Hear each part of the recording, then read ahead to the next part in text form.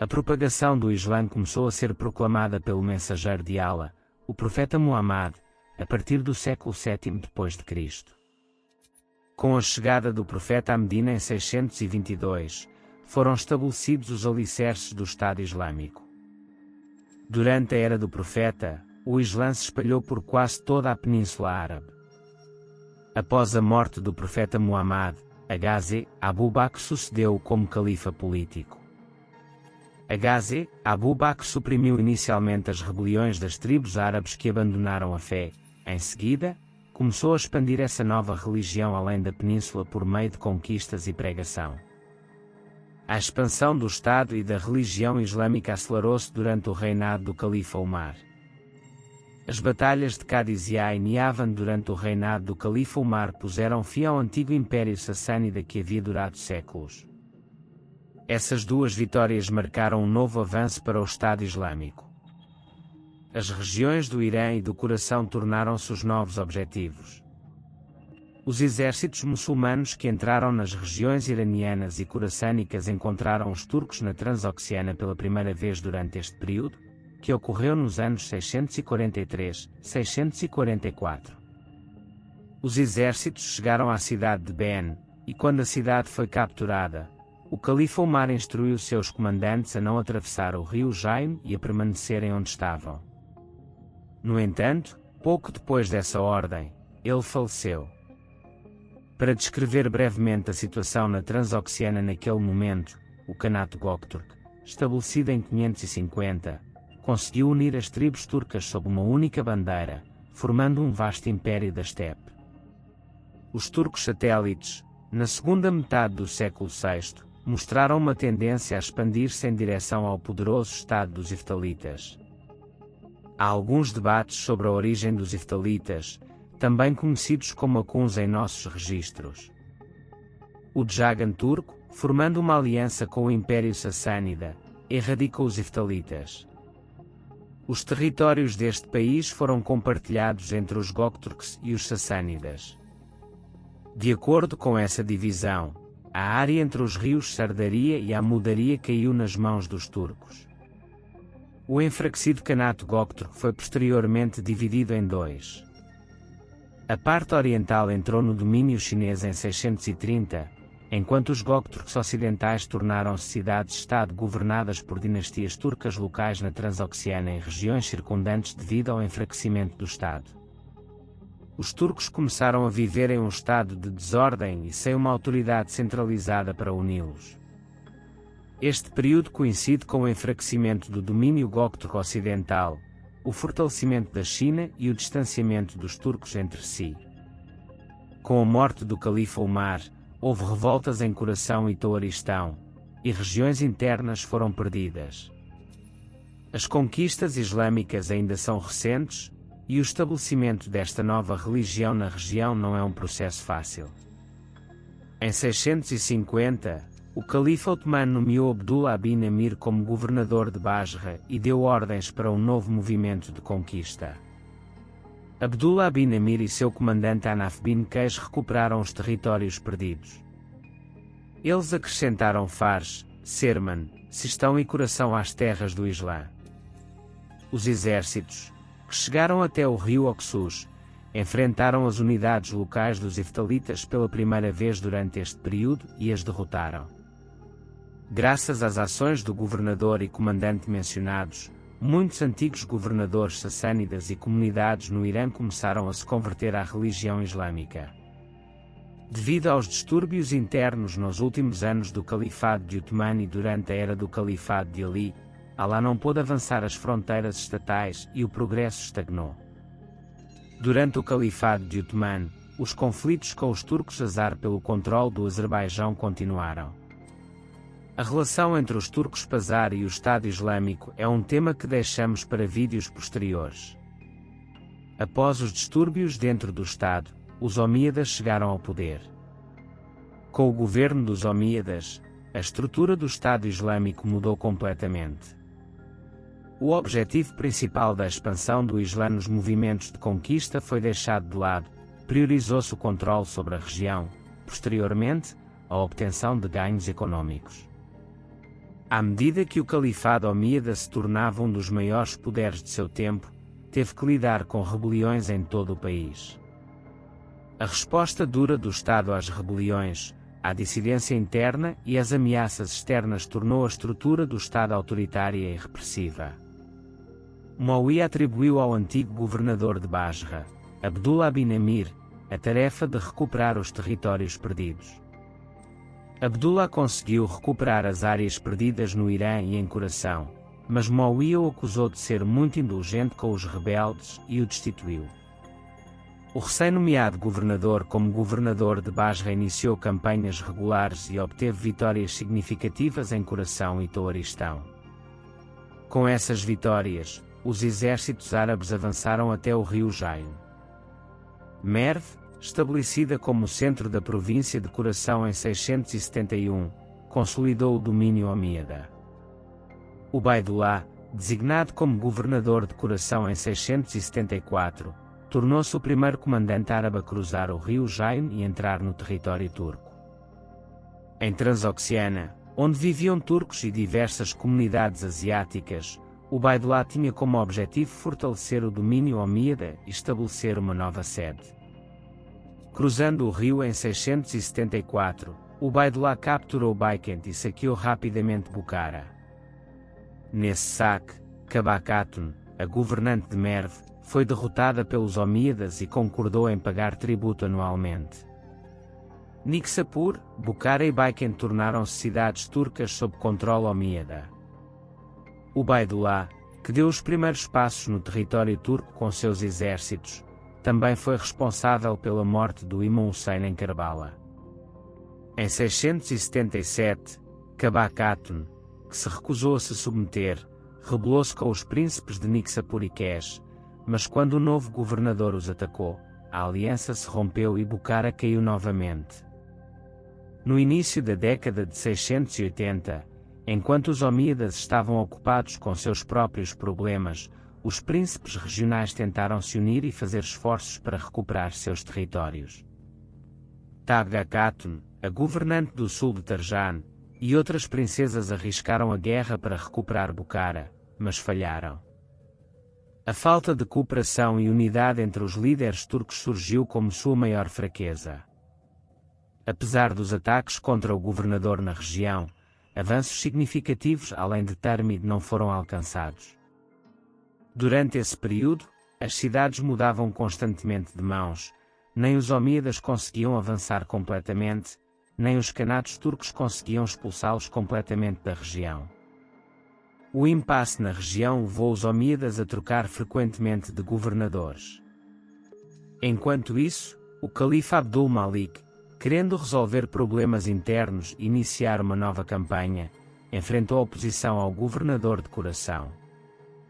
Akak, o governador-geral do Iraque, se opôs ao governo de Coração e enviou um exército contra Rutbil, o governante de Zabulistão, que pertencia à dinastia Eftalita. No entanto, essa campanha não alcançou os resultados desejados além do rio Jaim.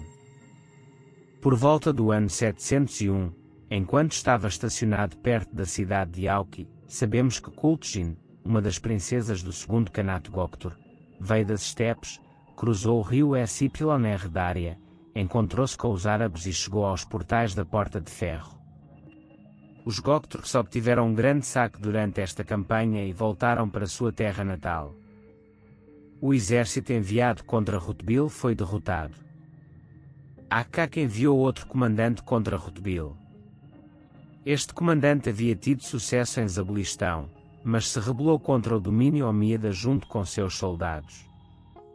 A rebelião que causou levantou desafios significativos para o Estado até 704. Em 705, com a ascensão de Velid como governante dos Omíadas, um governador chamado Qutayba bin Muslim foi designado como governador de Coração. Qutayba era um dos comandantes mais habilidosos do Estado, um verdadeiro estrategista, mas também implacável a ponto de ser considerado cruel. Qutayba empreendeu uma campanha e marchou em direção a Belt Alexon e Kufa. Os governantes da região se renderam sem muita resistência. Um dos príncipes de Kefeli tentou Aristão aceitou a pressão de Qutayba. Em 706, os exércitos árabes cruzaram o rio mais uma vez e chegaram a Baiken. Com a ajuda que receberam, os habitantes de Baiken resistiram a Qutayba. A cidade mudou de mãos várias vezes e, após 3 meses, caiu nas mãos árabes. Qutayba, enfurecido pelos eventos, ordenou a matança de todos os guerreiros turcos e o saque da cidade devido à sua raiva. O saque de Baiken teve um impacto impactante na região. Qutayba, que lançou uma nova campanha em 707, tomou algumas cidades à força e capturou outras por meio de acordos. Enfrentando um exército desgastado, Qutayba encontrou-se com uma força composta por soldados de Fergana. Kurmuen Turkey, o sobrinho da irmã do governante chinês, liderou um exército composto por árabes, iranianos e heftalitas para a vitória em uma batalha importante contra Qutayba. No ano seguinte, por ordem de Akkad, os omíadas marcharam em direção a Bukhara. O emir Iqverdan Udat de Bukhara e aqueles que vieram em sua ajuda lutaram contra o inimigo por dias. Diz-se até que entre aqueles que vieram em ajuda havia um sobrinho do povo Göktürk. No confronto sangrento, a batalha oscilou de um lado para o outro e, em última instância, Qutayba saiu vitorioso, capturando Bukhara. Temendo os eventos, muitos governantes turcos enviaram cartas de submissão a Merv. Um governante turco que fugiu por medo e começou uma rebelião em seu país deixou Qutayba e escapou. Qutayba, que conseguiu envolver anjos e princesas próximas em sua rebelião, partiu imediatamente para sufocar as rebeliões. Uma das figuras de apoio foi Talecana. Ela matou todos que lutaram contra ela e enforcou muitas pessoas em 2 filas ao longo de um caminho de 4 farsas. Os eventos foram aterrorizantes. O governador, que continuou pelo caminho de Ala, subjugou os rebeldes. Finalmente, Nizek ficou sozinho, fugiu por passagens de montanha. Na perseguição entre os dois, Nizek foi capturado, sua cabeça foi golpeada em meio a uma grande controvérsia e sua família também foi assassinada. A cabeça do príncipe heftalita foi enviada a Meca. Após esse evento, Qutayba participou de dezenas de batalhas além do rio Jaim. Os anjos turcos estavam constantemente se rebelando e Qutayba lutava incansavelmente contra eles. Cidades e fortalezas mudavam constantemente de mãos. Apenas Qutayba mesmo havia tomado Bukhara 3 ou 4 vezes. É o processo de estabelecimento completo do domínio omíada na região. Qutayba tornava-se cada vez mais implacável a cada passo. Transoxiana tornou-se um campo de batalha. Não havia nada na agenda da região que não fosse a guerra. As cidades estavam passando por um processo no qual Qutayba as obrigava a render-se uma por uma. O governador omíada Azem Belina, depois de tomar cada lugar ao qual chegou em 711, planejou avançar em direção a Samarcanda. Este ponto crucial deveria ser conquistado, e o cerco a Samarcanda começou. Houve uma luta feroz. As forças auxiliares que chegaram de Fergana e do sul não conseguiram afastar o exército árabe do castelo. O ambiente na batalha mais épica da região assemelhava-se a um verdadeiro inferno. Quando Qutayba começou a atacar o castelo com os turcos que trouxe de Bukhara, a rainha de Samarcanda, Guzek, enviou uma carta. Esta carta, que dizia: "Você alega-me fazer lutar contra meus próprios irmãos e parentes do povo persa, mostre-me meios para lutar contra mim", intensificou ainda mais a situação, e a intensidade da guerra aumentou. Incapaz de suportar mais, o norte teve que render-se com o acordo ao final da batalha. Samarcanda caiu em 713. Qutayba queria ir além, portanto, organizou outra expedição em 714. Ele tomou alguns pontos além do SYR Dária e capturou Kujan. As notícias da morte de Akkad chegaram nessa época. O governador retornou imediatamente a Merv e agiria de acordo com a nova situação política. O califa que o tranquilizou foi Velid. Velid o apoiou para que continuasse com suas expedições. Quando Qutayb bin Muslim partiu mais uma vez em 715, o califa morreu durante esta campanha. Qutayb se rebelou contra o novo califa e foi morto por seus próprios soldados durante a revolta. Por trás da conquista de Mavraunmir por parte de Qutayb com expedições ousadas, havia uma estreita colaboração com Akak e o califa Velid. Com a morte deste comandante, que se tornou uma lenda para os Omíadas, a situação na região tomou um aspecto diferente. Yezid, escolhido entre 7.000 muçulmanos como governador de coração em 716, fixou seu objetivo para o oeste e iniciou uma campanha em direção a Distan, Tabaristão e Gurjistão. Essas regiões incluíam elementos que frequentemente interrompiam a comunicação com Coração, então era considerado necessário conquistá-las. Os turcos húngaros que viviam em Gurjistão e Distan estavam obrigados a pagar impostos e recentemente haviam deixado de pagar esse imposto. Yezid renovou um acordo com os turcos e depois assumiu o controle das regiões de Distan e Tabaristão. Mais tarde, avançou em direção a Gurjistão, alegando que os turcos em Gurjistão quebraram o acordo. Yezid odiava os turcos e queria vingança contra eles. O centro turco em Gurjistão foi sitiado durante o ano. Os turcos resistiram sem ajuda durante 7 meses, mas eventualmente se renderam, e a cidade foi saqueada. Muitas pessoas foram enforcadas. Yezid reuniu todos os homens da região em um vale, fez com que fossem mortos por seus soldados e deixou que o sangue dos turcos fluísse do vale para os riachos e rios. Surtekin, um dos líderes dos turcos esquerdistas, já havia vindo para Medina e se convertido ao islamismo. Sulutekin tentou fazer as pessoas entenderem que os comandantes omíadas no Oriente não estavam seguindo o caminho do Corão e do profeta Maomé. Em 710, os Gökturk estavam em uma situação difícil, a autoridade estatal estava fragmentada. Aproveitando essa situação, a China fortalecia-se, enquanto os assuntos turcos, sob a liderança da lei Sulu, tornavam-se independentes, incluindo turcos de diferentes tribos. Os Bartu Turgis não podiam expandir-se para o leste devido à oposição da China, portanto, decidiram realizar incursões para o oeste, além do rio Sypyr Dária. Havia forças omíadas nesta região. Em 721, sob a liderança da lei Sulu, um exército foi enviado além do Sypyr Dária sob o comando do governador de Orazan, Said bin Abdulaziz. Este exército conseguiu derrotar o governador de Orazan, mas retornou sem capturar Samarcanda. Os turcos encontraram um novo aliado ao incluir turcos locais que colaboravam com os Turgis. No entanto, o tratamento severo do governador de Orazan para com a população local que colaborava com os Turgis causou eventos violentos na região. Devido à tirania, as pessoas foram forçadas a abandonar suas terras. Said, que perseguiu os fugitivos, capturou alguns deles em Okand e teve todos os desertores que se renderam, exceto os comerciantes, executados. Os eventos de 722 aumentaram o ressentimento e o ódio em relação aos árabes.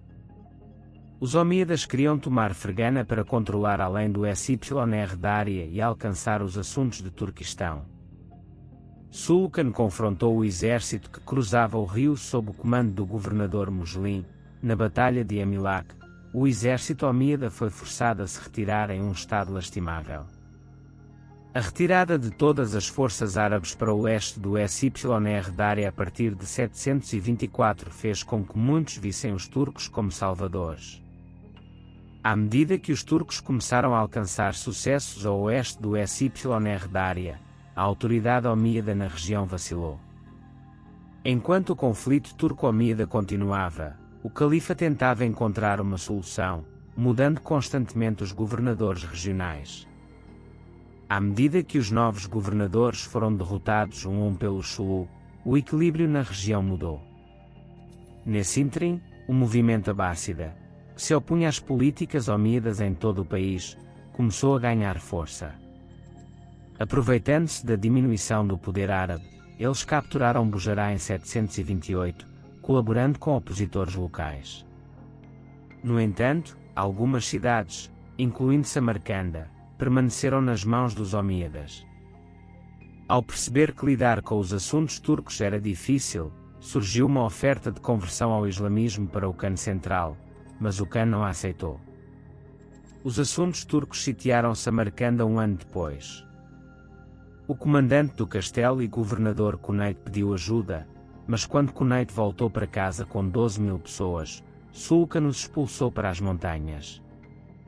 Na Batalha de Jessit, o exército de Cuneyt se dispersou sob a pressão dos assuntos turcos. O governador só conseguiu retornar à cidade com 2.000 pessoas.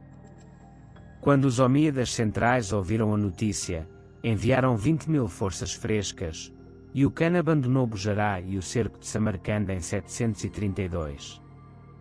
Quando o exército árabe no sul venceu novamente os assuntos turcos, a situação se equilibrou. Com a morte de Cuneyt em 734, a enfraquecida potência omíada na região se esgotou. Enquanto isso, os abássidas iniciaram uma rebelião em Orazã erguendo a bandeira negra. Aproveitando a morte do Khan, que se refugiou em Sulu em 737, os abássidas decidiram empreender uma grande campanha. O Khan, acompanhado pelos turcos de Mavraunir em busca de liberdade e comandantes árabes rebeldes, cruzou o Syr Dária e entrou em Juzdan após passar o Jain. Seu objetivo era chegar a Ber e incitar Touaristan. No entanto, o Khan, traído por aqueles que estavam com ele, foi derrotado na Batalha de Aristan contra o governador de Orazan, Azad. Esta derrota pôs fim a toda a sua reputação. Ao retornar à sua terra natal, o Khan foi assassinado por Kultarkan, a quem havia prestado grandes serviços. Isso foi um jogo e intriga da China. Os turgis estavam há muito tempo divididos em negros e amarelos, incentivados por Kultoshan. O líder turco amarelo matou os turcos negros. Quando a China colocou no poder os turcos amarelos, eles apoiaram os assuntos dos turcos negros e prepararam o terreno para a autodestruição do país. As intrigas da China incluíram os eventos que coincidiram com este período, Talas, 750. A atitude dos abássidas em relação aos turcos, que assumiram o governo, foi muito diferente da dos omíadas. Os abássidas aboliram as práticas injustas dos omíadas e começaram a tratar bem os elementos não árabes levados ao poder. Os líderes dos turcos que diziam, o turco não pede nada no mundo além da espada, foram embora, e os líderes que diziam, não há questão do turco no mundo, chegaram ao poder. Os califas abássidas incluíram os turcos em seus exércitos, selecionaram suas guardas entre os turcos e deram cargos aos turcos. Neste ambiente, a propagação da religião islâmica entre os turcos começou no verdadeiro sentido pela primeira vez, mas essa propagação ainda estava limitada. Devido aos eventos passados, não era esquecido facilmente. Quando esses turcos, enfraquecidos pelas intrigas da China, tiveram que buscar ajuda dos governantes de Bujará, Samarcanda e Touaristan contra os Ómeias, a dinastia Tang estava no auge de seu poder e aproveitou o colapso do Khanat Kökturco, escravizando as tribos turcas e desarticulando os assuntos turcos. Os chineses, desejando tanto estabelecer a dominância quanto difundir o budismo, começaram a aumentar a pressão sobre os turcos. A dinastia Tang tentou subjugar muitas tribos turcas sob seu controle, mas em 751, subjugou os assuntos Karajurk, que tinham problemas com os turcos de Fergana nas margens do Jain. O general Kau, um dos comandantes famosos do imperador, foi designado para ajudar os novos líderes turcos emergentes. O general Kau capturou a cidade de Toprak em 748, ganhando acesso ao oeste. Houve uma terceira nação que lutou para preservar sua identidade na luta entre os Tang, que queriam avançar para o oeste, e os árabes abássidas, que queriam avançar para o leste. Embora houvesse diferentes variações desta guerra, o curso geral foi o seguinte: o exército chinês era composto por infantaria central com lanças, com mosteiros clássicos posicionados na frente. A cavalaria se posicionava nos flancos. O exército abássida, por outro lado, colocava arqueiros na frente da infantaria com lanças e apoiava os flancos com cavalaria. Os dois exércitos se enfrentaram na batalha com as flechas dos arqueiros, embora ambos os lados tivessem suas vantagens únicas no prolongado intercâmbio mútuo de flechas, não havia uma superioridade clara. Ao perceber que a armadura sofria mais perdas nesta batalha entre duas nações diferentes, foi dada a ordem de atacar com a cavalaria alada. No entanto, a cavalaria árabe, atirando como flechas, encontrou adversários turcos à sua frente, e depois de um confronto prolongado, ambos os exércitos se retiraram exaustos. Os exércitos passaram a tarde descansando e começaram a reencenar o mesmo cenário ao amanhecer do dia seguinte.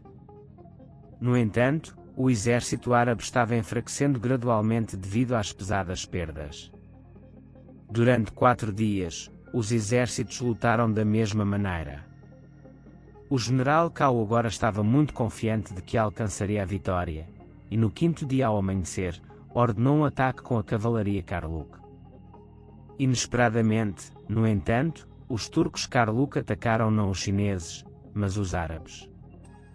Cao, desconcertado com o que havia acontecido, foi atingido por flechas vindas de trás, e os turcos mudaram de lado, tendo combinado isso na noite anterior.